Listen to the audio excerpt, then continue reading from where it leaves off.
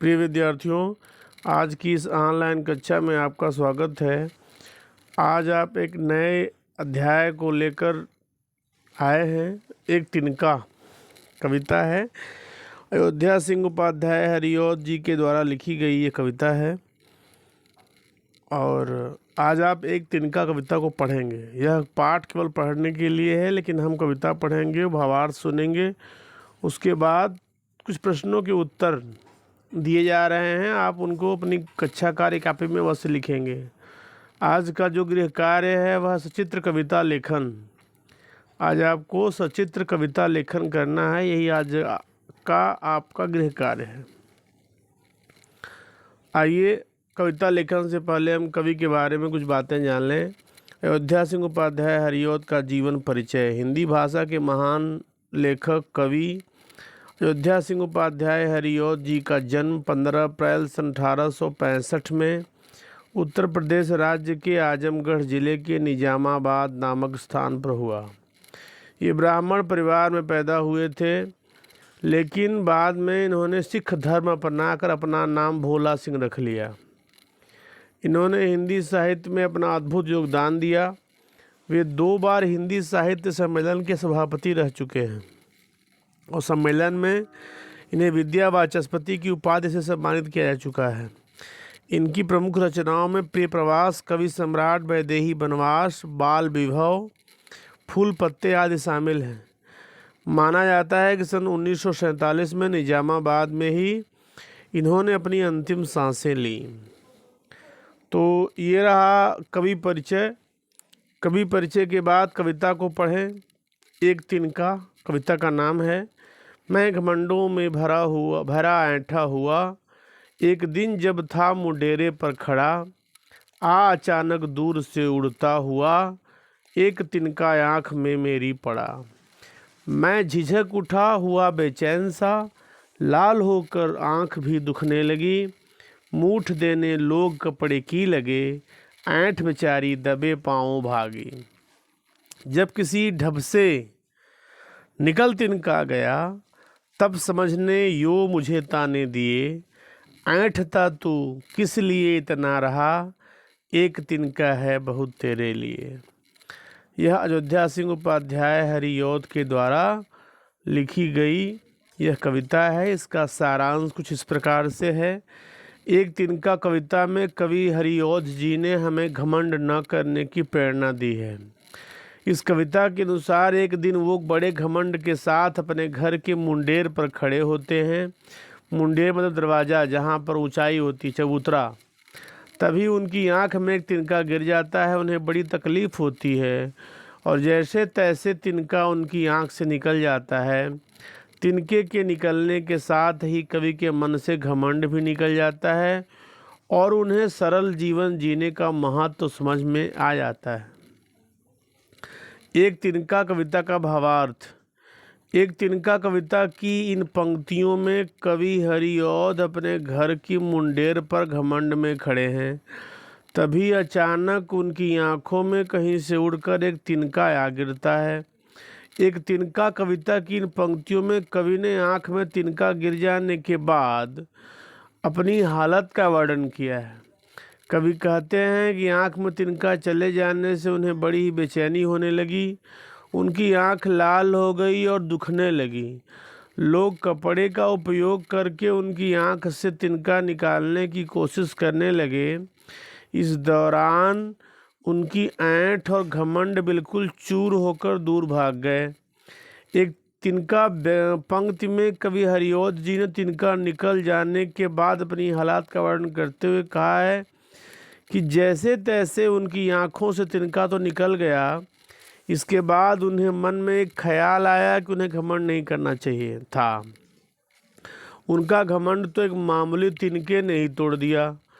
इन पंक्तियों के जरिए कवि हमें भी घमंड से दूर रहने का संदेश दे रहे हैं। चाहे इंसान कितना भी बड़ा क्यों न हो जाए, उसका घमंड चकनाचूर हो ही जाता है, ईश्वर ने चाहा तो। व्याख्या के लिए इस कविता के आप कुछ बातें अवश्य पढ़ें, जानने की कोशिश करें। एक तिनका कविता में कवि अयोध्या प्रसाद सिंह हरिऔध जी ने मनुष्य को घमंड न करने की नसीहत दी है। कवि कहता है कि एक बार वह बहुत घमंड से भरा हुआ था, किसी को अपना समकक्ष समझता ही नहीं था। समकक्ष मतलब समान।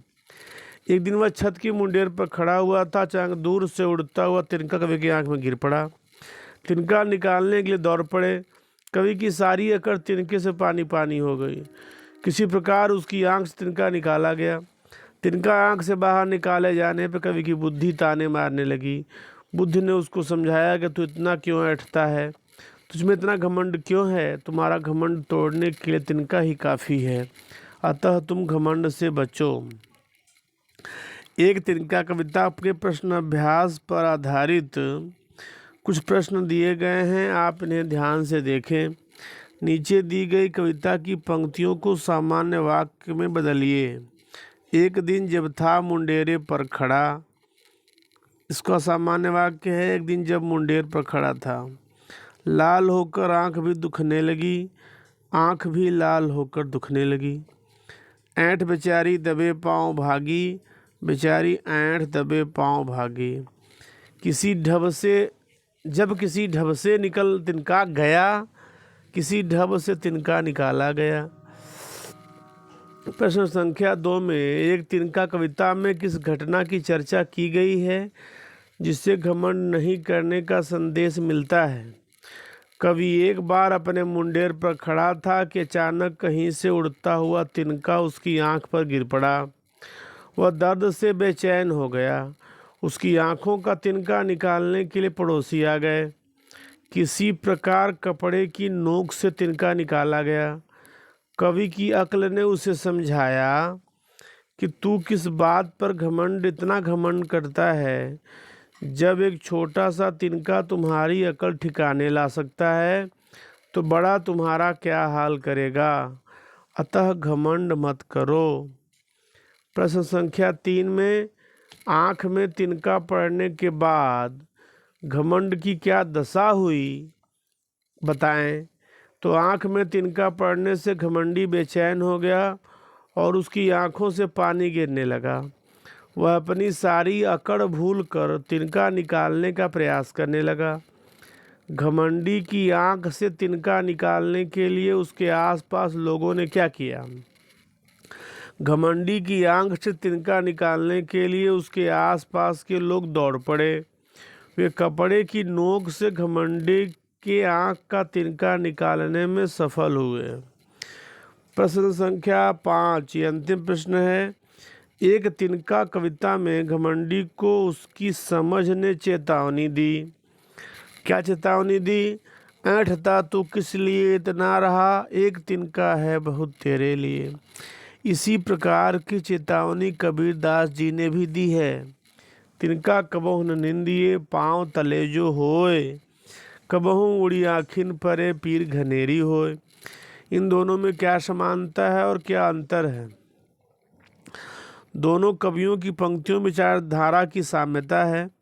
पहली पंक्ति में कवि हरिऔध जी ने घमंडी व्यक्ति की अक्ल ने उसे सावधान किया कि जब तिनका तुम्हारी बुद्धि को सीधा कर सकता है तो क्यों घमंड करता फिर रहा है। वहीं कबीरदास ने तिनके जैसे छोटे पदार्थ को न दबाने का सुझाव दिया, क्योंकि दबा देने पर यदि वो उड़ता है तो सीधी आँख में ही पड़ता है। दबा कर आप तोड़ दें, हवा चलेगी, उड़ेगा, उड़ करके आपकी आँखों में पड़ेगा तो आपको बहुत कष्ट होगा। कबीरदास जी भी यही कहना चाहते हैं कि कभी भी हमें तिनका जैसे छोटी वस्तु को भी निरादरित नहीं करना चाहिए, अपमानित नहीं करना चाहिए, क्योंकि जैसे ही तिनका टूट करके कई टुकड़ों में बंट जाएगा और जैसे ही वह आपकी आँख में पड़ेगा तो आपको बहुत तकलीफ़ देगा, बहुत कष्ट देगा। तो कबीरदास जी का कहना है कि तिनके जैसे छोटे पदार्थ को भी हमें उपेक्षित नहीं करना चाहिए, निरादरित नहीं करना चाहिए। यदि करते हैं तो उसका बड़ा ही गलत परिणाम हमें भुगतना पड़ता है। जिस प्रकार कि हरिऔध जी भी यही कहते हैं कि हम घमंड से भरे होते हैं, लेकिन एक ही तिनका हमारे घमंड को बर्बाद करने के लिए काफ़ी होता है। ठीक है। इसमें 2 क्वेश्चन हैं, क्या समानता है और क्या अंतर है। समानता तो आपने पढ़ लिया, अब अंतर भी पढ़ लीजिए। दोनों में असमानता ये है कि कवि की घमंडी अक्लों को तिनका ठीक कर देता है, तो घमंड किस बात की। वहीं कबीरदास जी सामाजिक न्याय की बात करते हैं, कहते हैं किसी को छोटा समझने की भूल नहीं करना चाहिए।